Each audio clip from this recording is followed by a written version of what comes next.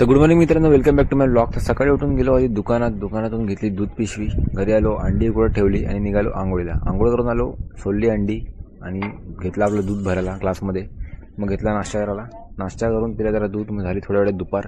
पप्पा इकडे तळत होते बोंबील, इकडे कोलबी फ्राय पण केलेली आणि ढोमीचा आंबट केलेला.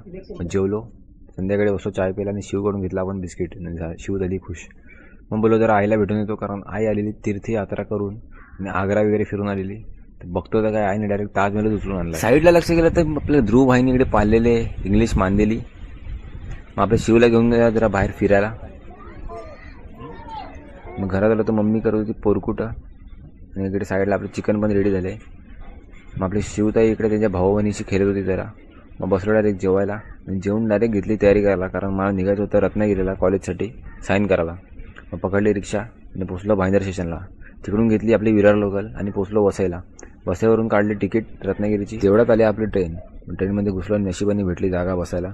समोर आपली लाईट टोचायला लागली मला डोल्याला. मी बनलो डायरेक्ट स्पायडरमॅन आणि गेलो झोपायला. सकाळी पोचलो रत्नागिरीला आणि बाहेर जाऊन बघतो तर आपला भाऊ आधीच आलेला आपल्याला घ्यायला.